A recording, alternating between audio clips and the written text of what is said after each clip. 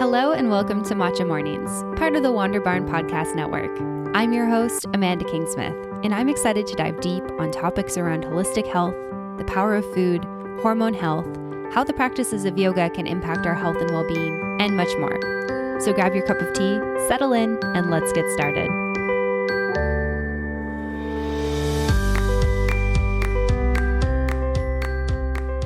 Hello, everyone, and welcome back to another episode of Matcha Mornings.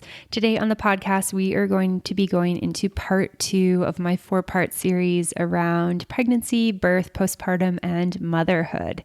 So if you haven't heard last week's episode, it was all about my pregnancy. I talk about conscious conception. I talk about my 3 trimesters, how I felt, how things were, what happened in my body, all types of things, and resources, planning, all of that type of stuff. And today on the podcast, I'm really excited to be going into my birth story. So I want to start by talking about my due date. So one thing that was really interesting about my due date was that I was actually given 2 due dates. And I didn't mention this last week because I wanted to save it for this week's episode.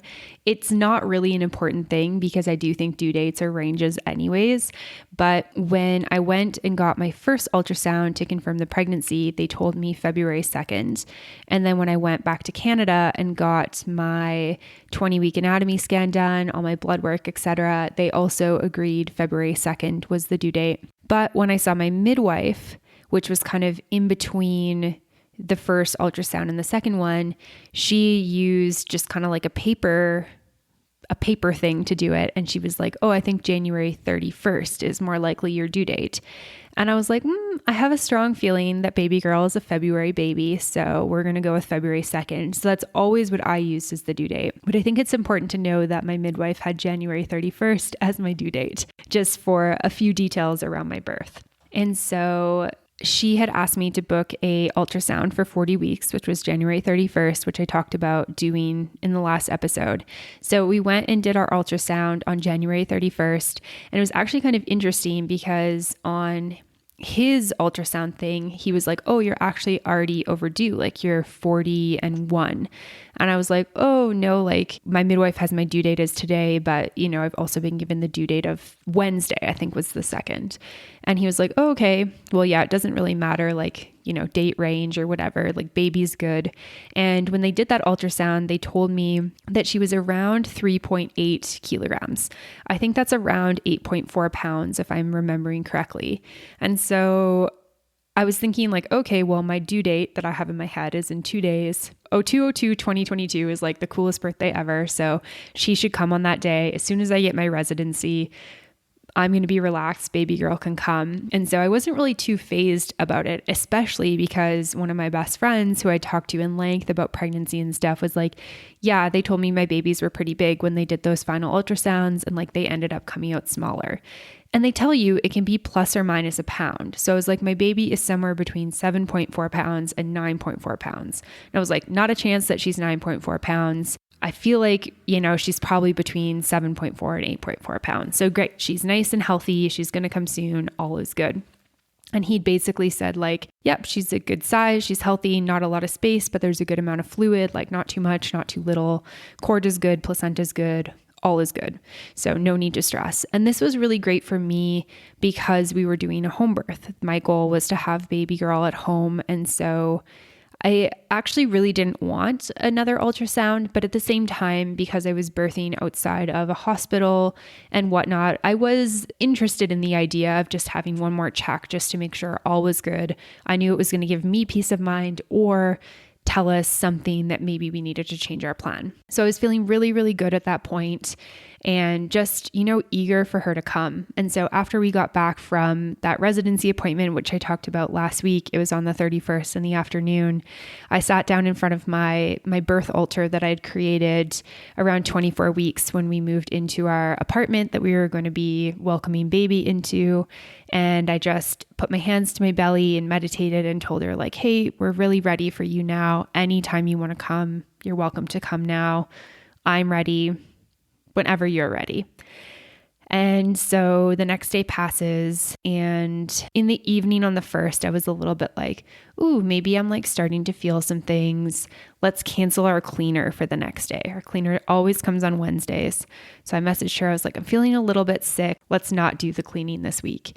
And I feel like in my head, this was me being hopeful that the baby was going to come sometime on the second. So I go to bed, nothing wakes me up, wake up the next day. I'm feeling like 40 weeks pregnant, basically. So I'm feeling like pretty uncomfortable, pretty off, all those types of things, but nothing like super, super particular. And baby doesn't come. It's like getting to the end of the day, we're having dinner. It's like, okay, well, I guess she's not coming on the second. That's fine.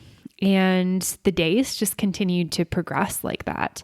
And so one of the things I actually didn't talk about last week was that right around 32 weeks, I started getting Braxton Hicks. And if anyone's had Braxton Hicks contractions, they're like super strange. It's basically like a tension of your stomach. It almost feels like you can imagine you've got this big belly and somebody pulls a drawstring on it and it gets really tight for like, I don't know, a couple of seconds, maybe a minute, and then it releases. It's not painful, but it's not really comfortable either. And so I'd been getting that for quite a while. I felt like as I was getting closer to delivery that they were getting a little bit more intense and happening a little bit faster. And one thing that was happening with the intensity is that as it happened, you could really see the shape of the baby. So my stomach would get like really concave right around where she was. And so my stomach took on this really strange shape.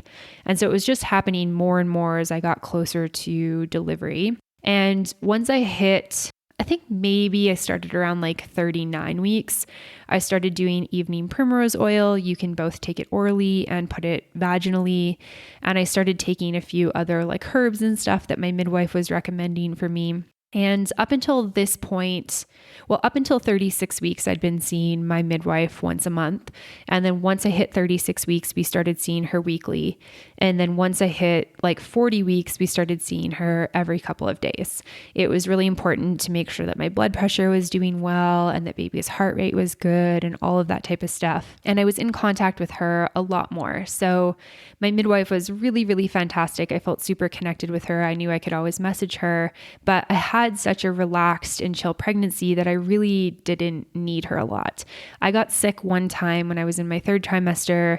I had, cough and cold and then also a little bit of vomiting. And so I had messaged her about that and she'd given me some recommendations and just kind of kept me on watch and whatnot and messaged me to see how I was doing. But other than that, there was like not really any need for me to converse with her in between appointments because there just wasn't a lot happening. And so all of a sudden it's like communication's really ramped up. She's checking in with me every day. We're going to see her every couple of days just to make sure everything's all good.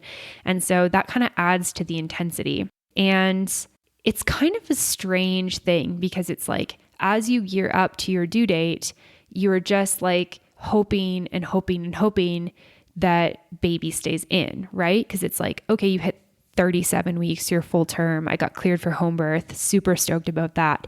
And then it's like you hit 30 weeks, 38 weeks, and it's like, okay, great. Baby's like gained some more fat. They've got some more, development. It's great for their brain to be in there longer.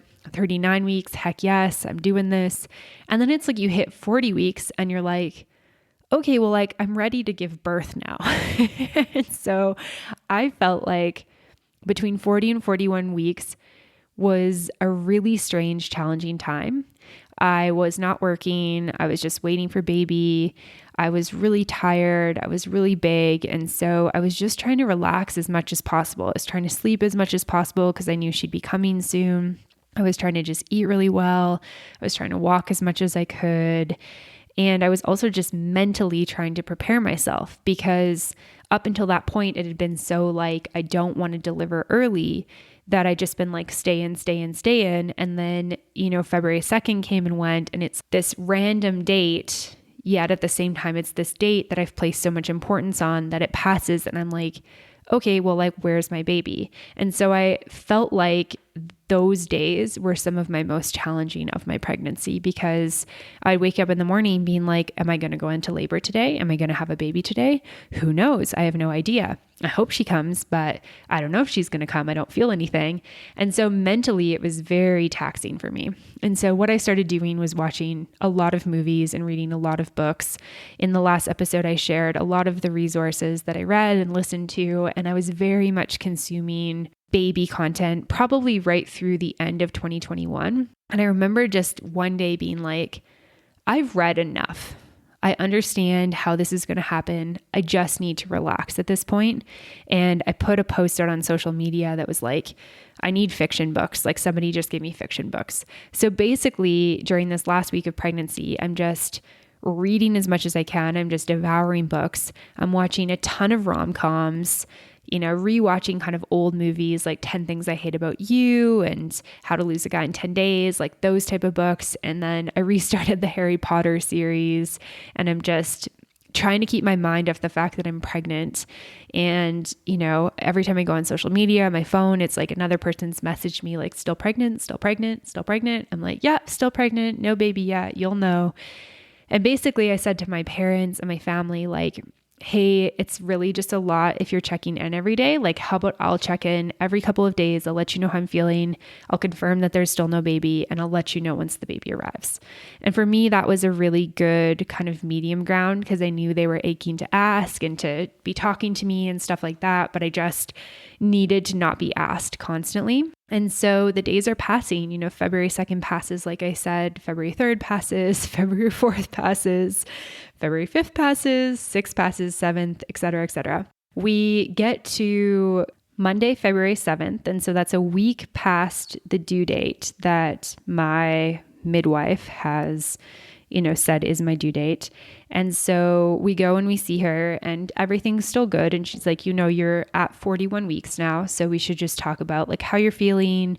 She's like, I can do a light medical induction if you'd like. And I was like, well, I would really prefer not to. I didn't want any medical intervention unless it was absolutely necessary for mine or baby's health. She's like, yep, no problem. We're definitely not at a point where we need to have that conversation. She's like, I'm comfortable till 42 weeks. So we've got another week for baby to come. And ironically with that is that another week would have been my birthday. And I was like, okay, well, I hope baby doesn't stay in that long, but maybe she wants to share my birthday. I was like, worst case scenario, she wants to come on the full moon, which was February 16th. But in pregnancy days, thinking about February 7th to February 16th was like, oh my God, I cannot imagine being pregnant for another 9 days. Like, I was at the point where I was really ready to start charging baby girl rent. And so at this point, I'm just relaxing a lot. I'm taking evening primrose oil. I'm eating dates. I'm trying like all the old school methods, like eating pineapple, eating spicy food, doing stair walking, doing squats, rolling around on my ball, et cetera, et cetera. And the one thing my midwife had said that might help is this traditional like chocolate drink that they use in Mexico that can just help things along. And so I was like, yep, cool, natural. I'm totally fine with that. So she sends me home with a couple jars of that. And she's like, start taking them at night, kind of after dinner. She's like, you'll probably get some more like intense Braxton Hicks contractions. And then if it advances to anything more after like 30 minutes, maybe you're going into labor, but it's not really used to induce. So she's like, it'll probably just be really light. And so we go home and, the day passes, nothing's really happening. I take the chocolate and I get a little bit of like contractions, and I'm like, okay, well, I'm just going to go to bed. I'm just going to see how things go. And I'm just going to trust that like real labor contractions will wake me up if they're going to happen. And so I did that on the night of the 7th and went to bed with some contractions, went to sleep, nothing, woke up on the 8th, still nothing. That night I take the chocolate again. I'm still doing all the things to try to get this baby to come out naturally. Again, some like kind of sort of intense contractions, but nothing super serious. Go to sleep, wake up, and, everything's still fine. Don't cancel the cleaner again, because like, why would I? She opens the door and she's like in total disbelief that I'm still pregnant. I'm huge at this point. Like, wow, the baby's still in there. I'm like, yeah, she's still here. And so on the Wednesday morning, we had an appointment with our midwife. everything was all good. Everything was like looking good, sounding good. And she's like, yep, everything's good. Hopefully like some more progression. My cervix was still shut and baby's still in there basically. So I go home and I watched 2 Harry Potter movies that day. I watched the 3rd and the 4th movie. And then Ryan's making like a nice roast dinner for us. And I get a message from my midwife like, hey, can I come over? I need to talk to you about something. And I'm like, yep, sure. No worries. Come on over. And she comes over around 7 p.m. Dinner wasn't quite ready yet. And I thought that she wanted to talk about more of like a medical induction. So I was kind of prepared for having that conversation. And what she tells me instead is like, hey, I was really prepared for Babes to come like a lot closer to the 31st. And it's totally fine that she's still in there, but I need to go see my mom in Mexico City. She's like, if you're really uncomfortable with that, then let me know. I won't go. And I'm like, well, your mom is sick. This baby is not coming ever. She's just going to live in my belly forever. So no worries, you go. The biggest thing with that is that Mexico City is 3 hours from where I live. And so she's like, we need to change the main point of contact from her being my first midwife to my secondary midwife being my first point. So she's like, I'll still come. I'll attend your birth. As soon as I get a call, I'll be in the car, et cetera, et cetera. And I'm like, yep, no problem. Everything's good. She leaves me another chocolate drink. She leaves. We eat dinner. Everything's all good. We sit down to watch TV. We're watching the season finale of the Book of Boba Fett. It's probably like, 9:30 at this point. I drink the chocolate drink and pretty much right away I'm like, ooh, I feel like I'm feeling something. And so I get out my ball and I'm rolling around in my ball for a little while. And I'm like, okay, I feel like this is a little more intense than it was the last few nights. And just kind of doing that. And then I get the urge to go to the bathroom. So I go to the bathroom, I do my thing. I come back to the couch. And as I go to sit down, I have like from the movies water breaking. So my water breaks like all over the place in our living room. And my husband looks at me like, what just happened? And I'm like, my water just broke. And he's like, are you sure? Are you like positive that's what just happened? I'm like, yes, I just went to the bathroom, like 100% did not just have the most epic, like pee myself experience of my whole life. And he's like, okay, well, I guess like, it's happening then. And so I'm covered in liquid. Nobody tells you how much liquid comes out. And so I go to the bathroom and I'm like, liquid's coming out and I'm trying to change myself. We're also calling my midwife. So at this point it's 10:30. She was at our house probably until like 8. So she literally saw me 2.5 hours before and I'm like, hey, so my water just broke. She's like, oh my gosh, wow. Like I just saw you and there was like nothing happening. Like I literally had no symptoms. Everything had been really chill all day. And I guess Babes just decided, okay, now is the time. We're going to do this. And so she's like, okay, things will probably progress quite quickly because you're so overdue. Update me in an hour unless things are like really intense and you have really like intense sensations and pain before then. So I'm like, okay, no worries, no problem. And so I've changed, I've put on like, a sanitary napkin. My husband's like, do you want to go to the bedroom where we've got the yoga mat, the candles, like the altar and stuff? And I'm like, no, like I feel fine. Let's just go back to the couch and finish the episode. And as we do that, I'm like, okay, my contractions are starting. So can like we start tracking the contractions? So we both downloaded like contraction tracking apps. And so I'm telling him kind of as they start and stop. And no joke, within like 5 to 10 minutes, the app is like, your contractions are coming really fast. It's time to go to the hospital. And we weren't going to hospital, so we didn't have to worry about any of that. But I'm like, wow, that's like kind of intense. And he's like, are you sure you don't want to turn off like the TV show? Like we can go, you've prepared this nice space, et cetera, et cetera. I was like, no, let's just finish it. It's so funny looking back on this situation because the next day I was like, how did that episode end? Like, I didn't realize how out of it I already was with how intense my contractions got right away. I just thought that I was watching it. I thought everything was fine. I'm just breathing through these sensations. It's distracting me a little bit. But no, it's like every time they came, I was like closing my eyes and not paying attention to the show at all. So that's just a funny tidbit. So show ends and it's probably like 11:15.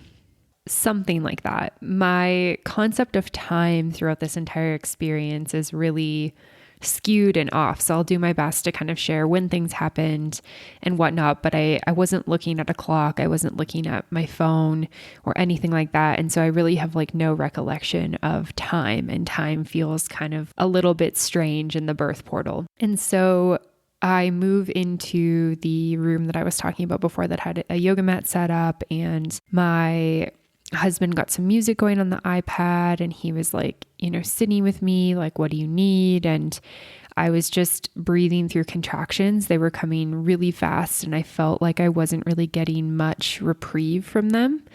And I wasn't like super comfortable. And so I was trying to find a position that was comfortable. And pretty much I was just like sitting kind of on my bum reclined back into him, relaxing my body weight into him, just breathing through the contractions, listening to music. The lights were off. We had the candles on. I was just really alarmed by like how much fluid just like kept coming out. Cause like I said before, I'd been wearing these sweatpants and my water had broken them. So they were soaked.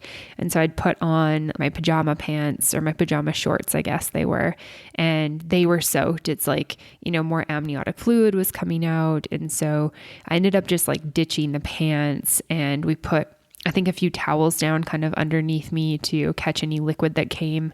And I was just laboring like that for a while. And then we checked in with my midwife, I think around the hour mark. That would have been around 11:30. And I remember asking my husband to do it because I just didn't like the idea of like looking at a phone or a bright device or anything. And she asked to talk to me. And so I started talking to her, and she was asking where I was feeling my contractions, like in my back, in the front of my belly, or down into my vagina.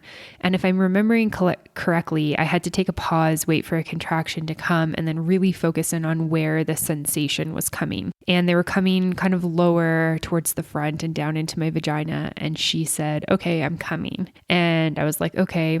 I think she arrived there around like midnight, maybe a little bit after that. But again, I don't really have any recollection of that. I just know my husband said, "Okay, Claudia's here. I need to go like get her, let her in, get her set up, all of this type of stuff."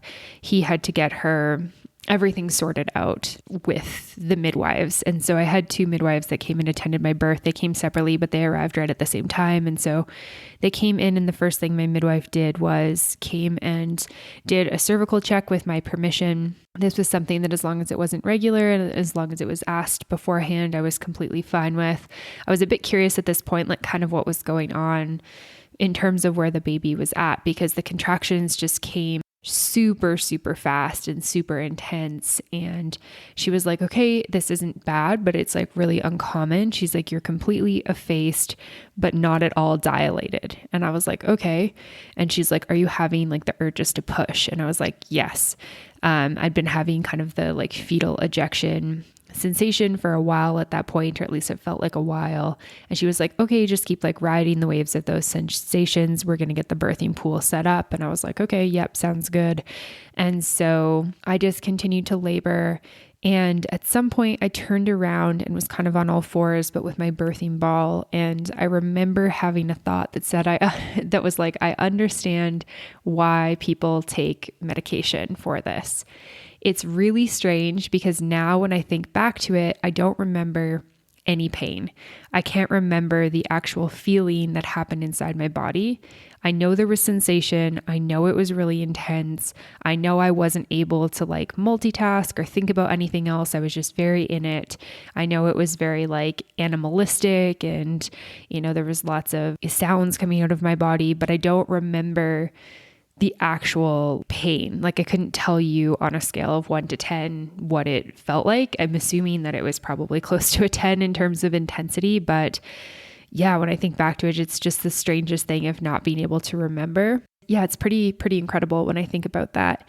But at some point I was laboring that way. And, one of my midwives came and just was speaking to me very softly and just encouraging me to take deep breaths and breathe through the contractions. And, that was super, super helpful to have somebody remind me to ground down and just, really flow with it, surrender into it. That helped me a ton. I didn't really know what was going on. So I'm just basically in this room and I'm just laboring, my baby is like making its way into the birth canal. I'm having contractions every like couple of minutes. They're very intense, not getting a lot of reprieve.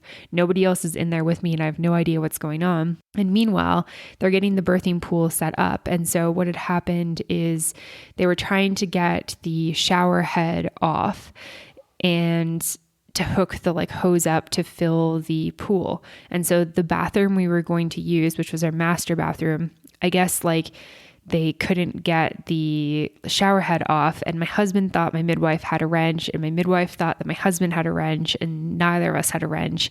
And so he's just trying to get the shower head off, like with his hands. He can't get that one off, but thankfully we have another bathroom not that far. It's kind of like the same distance away from the master bedroom where we were setting up the pool.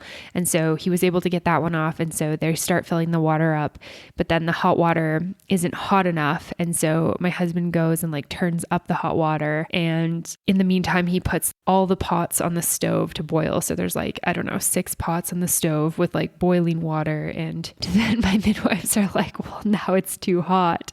We need to cool it off a little bit. So he like turns the water off of the stove and turns the water like down. But by this point, the pool is basically full. And I'm like, you guys, I need this birthing pool. I need to get in this. Like, I just need this so badly right now.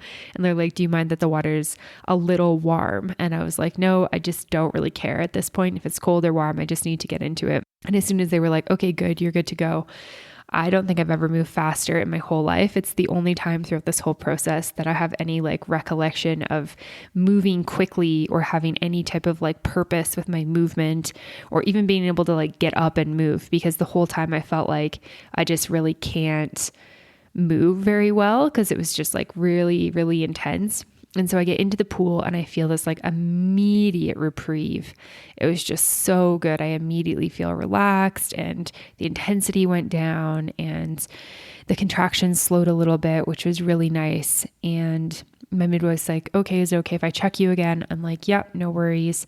And she's like, okay, you're like 10 centimeters dilated. And so I had this really like crazy experience of going from like 0 to 10 in like 30 minutes. And I was still getting the like fetal ejection experience, which is basically like you get this intense sensation throughout your body and it kind of goes down into the vagina and it just feels like you're trying to push something out. Like, I guess it would be like the like pushing, pee or poo out of your body, and you just get this sensation that you need to push. And so I was just riding the waves of that. I think by this point it must be like, 1 a.m. or something like that. And I'm in the birthing pool and, I'm just riding the waves of the contractions and getting urges to push. Now I'm fully dilated and I was in there for a while. So just to give you context, the baby was born at 3:40 in the morning. And so I was in the birthing pool for a couple of hours, just pushing and working her through the birth canal. And spoiler alert, she was quite large. And so I pushed for quite a while. And I think because the hot water really like slowed the contractions, I kind of got to a point where I was like, okay, I'd like for the contractions to pick up a little bit actually, because I was getting these like pretty big breaks in between them. And so one would come and, I'd do some pushing and then it would stop. And I wasn't pushing when I wasn't having the urge to push. So I was only pushing when my contractions were coming. And so I was getting these kind of like what felt like long breaks. I actually don't think they were that long, but kind of felt like long breaks. And so I was just riding those waves and, breathing my energy down and breathing down into the vagina and making some kind of like guttural noises. I'd had a friend that told me that if you like mooed like a cow, that felt good. So at one point I was so out of it, I was like, I heard that if you moo like a cow, it feels good. And so I was like mooing through contractions and just, really like in my zone. It must have been kind of close to when the baby was actually born. My midwife's was like, okay, her head's there, like reach down and feel it. And I was like, oh my God, no, I don't want to. And she's like, no, like feel it. Like you should really connect with her, connect with the baby. Like it'll really help get you this last bit of energy and motivation. And I was just like, oh no, I don't want to do that. It just like seemed so weird to me. in the end, I ended up doing it and I was like, that's not a head. Like, that doesn't feel like a head. It just didn't feel like any type of head I've ever felt before in my life. It was just very soft and slimy. But I think the point is that I could feel like she was there. Like the top of her head was, coming out and stuff.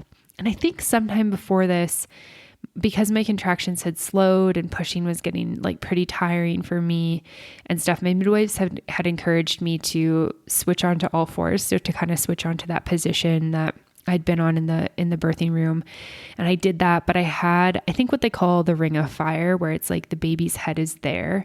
And so it's in the birth canal. You're just like so stretched open. It's really intense when you're not pushing. I just found it really painful to be in that position. So I kind of switched there and felt really uncomfortable. And so then I switched back the other way, and yeah, everything was going well.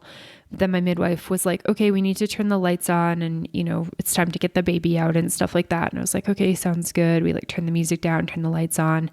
And it was like within a couple of pushes that she came out, and it was the most like relieving feeling of my entire life. Like if you haven't given birth to a baby, just imagine like the most intense poo you've ever taken and you've been working on it for hours and it's just kind of like stuck there and you're pushing on it, but when you like clench too much, it kind of goes back in and you push it out and you comes in and out. I think we've all maybe had some solid bowel movements that have felt like that. And then you finally get this out and it just feels like the biggest relief ever. It kind of felt like she came out in like all one push. I'm not too sure if maybe her head had come out first and then I pushed her body out. I honestly have no idea. I just don't have like any concept of that. But all I know is that I'd been in the birthing pool for a while. I'd been pushing for a while. It honestly felt like she was never going to come out. And then she came out and it was just like the biggest relief ever. And so my husband was behind me, just giving me water and electrolytes and fluids and stuff like that. And my midwife was kind of across from me. And so because we turned the light on, she could see that the baby was coming. So she caught the baby with permission and then put her onto my chest. And so, yeah, she was just there and we got to look at her and she let out this big yell and this big scream and we made eye contact and she grabbed onto Ryan's finger and we have the most like precious photo of that first moment together. And it was just magic. I just don't know how else to describe it other than just this like beautiful, magical, oh my God, I did it. Oh my God, she's here type moment. And yeah, we just had like a bit of time with her just sitting there. And I think we were like just kind of hanging out with her for, 30 minutes or something like that. It felt like it just went by in a blink of an eye. And then her umbilical cord had stopped pulsing. And so my husband got to cut it. And my recollection of that was that he went to cut it with the scissors and the scissors slipped because it's like so hard. And so, yeah, he finally got it cut and then they kind of sealed that off. And then my husband took the baby and my midwives helped me get out of the pool and got me down. The placenta came out pretty shortly after that. And then I had a pretty significant tear in the perineum. And so my midwife got to work on giving me stitches. And so the only thing I was given in terms of any type of medication was local anesthesia for the stitches. And it's so interesting. I mentioned before, like, I don't remember any type of pain. I remember sensation, but I don't remember pain throughout the entire labor. So it was like 5 hours pretty much start to finish because my water broke at 10:30. She was born at 3:40. So I had 5 hours and 10 minutes of labor from start till end.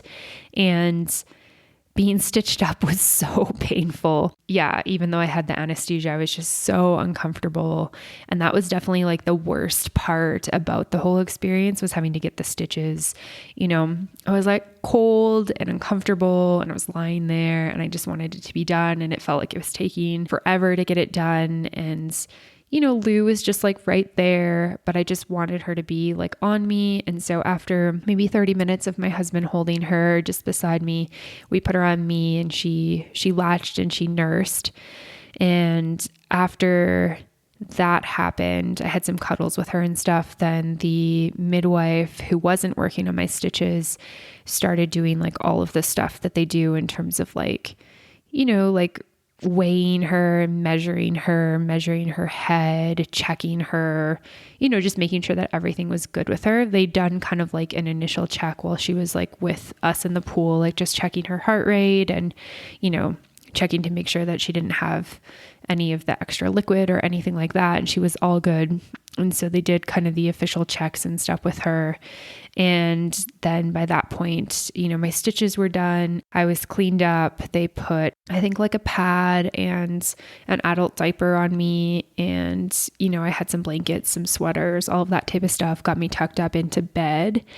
And by this point, I think it was like 6 a.m. and they were kind of finished with everything, started like cleaning things up. And if you remember from earlier in my birth story, my midwife had been at my house earlier that night to tell me that she was going to see her sick mom in Mexico City. And so I was like, oh my gosh, do you have like some time to go home and sleep before you go to Mexico City? And she's like, no, I'm going like right now. I was like, oh my gosh, I doubt she was in bed before I called her at like 10:30. Or if she had been, she couldn't have been in bed for that long because she'd been at our house like, 2 hours prior to that. And so I doubt that maybe she caught a cat nap in between the time that I called her and said my water broke and like the time that she came, but we'd called her within an hour. And then within another hour of that, she was at our house ready to like deliver my baby. And so I was just like, man, that's so crazy. It's just like so much to spend your whole night like delivering a baby and then to drive a couple of hours to the city. But so she was like, okay, I'm going to head out. Like you'll be under the care of the other midwife for the next couple of days. I'll let you know when I'm back in the city. She was coming to pick up my placenta so she could encapsulate it. And the other great thing about midwifery care in Mexico is that you get your care, you get checked up basically like the next few days after you give birth, like they come to your house. And so she was like, you'll be under the care of the other midwife for the next few days. And then, I'll come and check you after that once I get back. She was just going for like 3 or 4 days essentially. So Lou ended up being born on like the Thursday morning.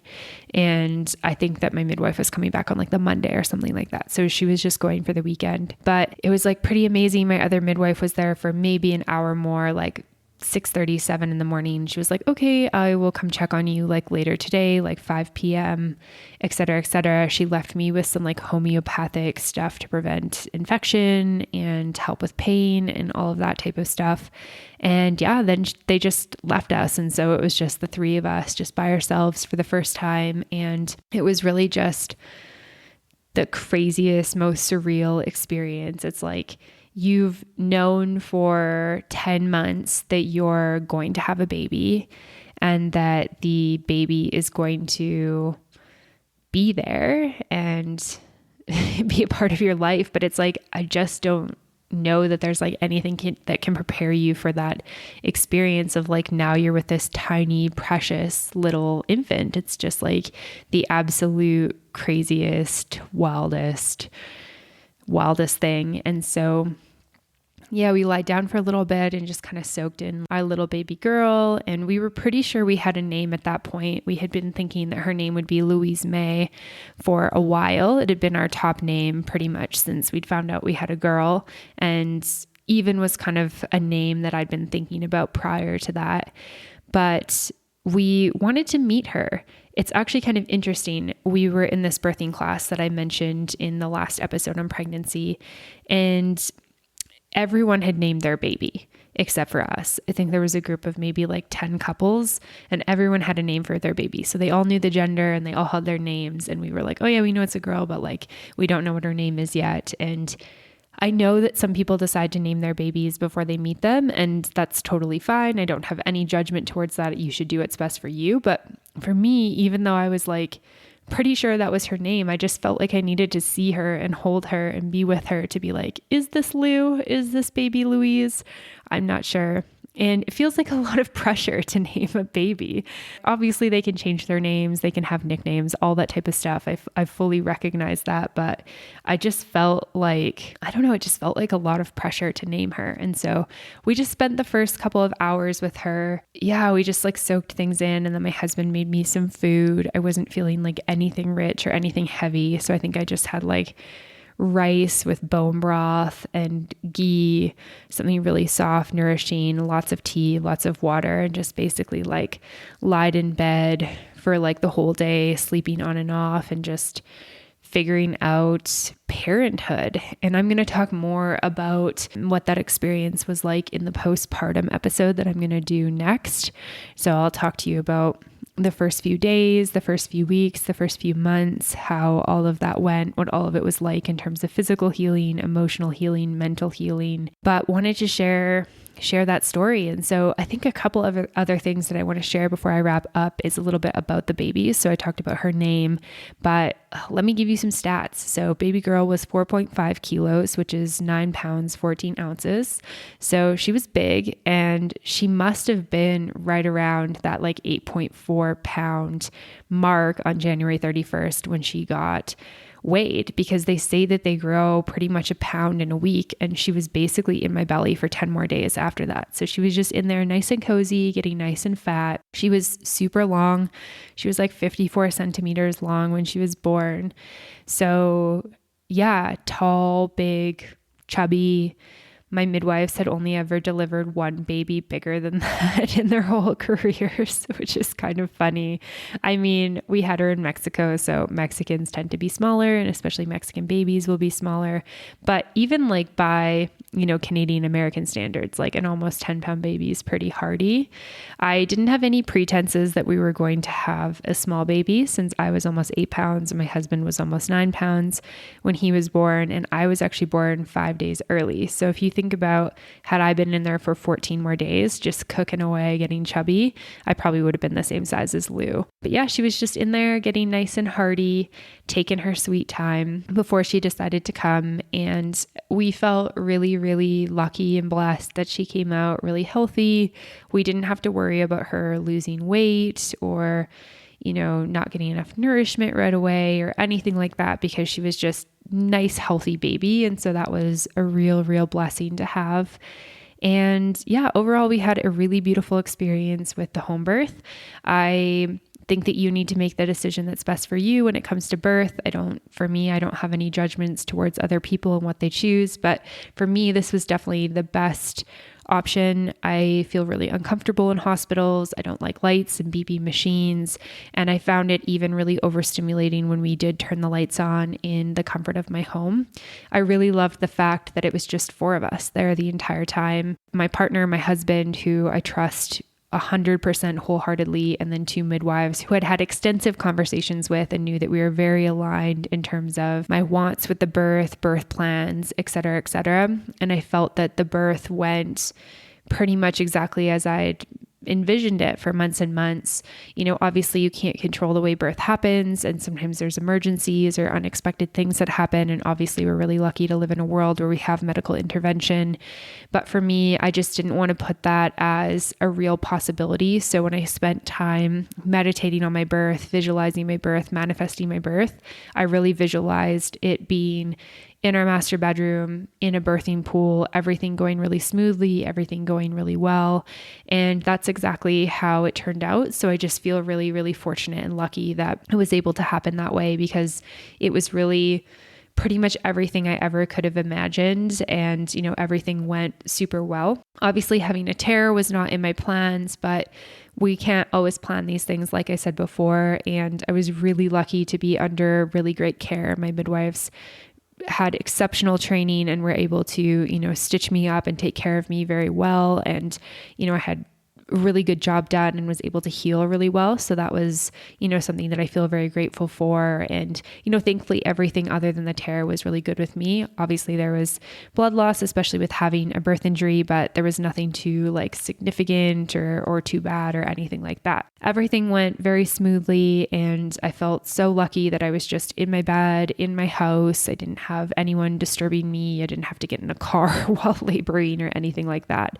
So yeah, that's the story of baby Lou's birth. And there's lots more to tell in terms of, the days, the weeks, and the months afterwards, but I'm going to save that for another episode. So I'm going to wrap this one up here. Obviously, if you have any questions, please feel free to let me know. Otherwise, thanks for listening, and I'll see you next week. Thanks so much for listening to this episode of Matcha Mornings. To find links mentioned in this episode, show notes, photos, and more, head on over to wanderbarn.com/podcast/matcha-mornings. To be the first to know about brand new episodes of Matcha Mornings, subscribe on your podcast app. If you enjoyed this episode of the show, please leave a review or send me an email at wanderbarn@gmail.com with the subject line Matcha Mornings. To follow along with me, Amanda Kingsmith, you can find me on Instagram at Amanda Kingsmith to learn more about other fun projects I'm working on. To find more great podcasts like this one on topics such as travel, the business of yoga, cryptocurrency, and more, head on over to wanderbarn.com. Thanks for listening, and I'll see you soon.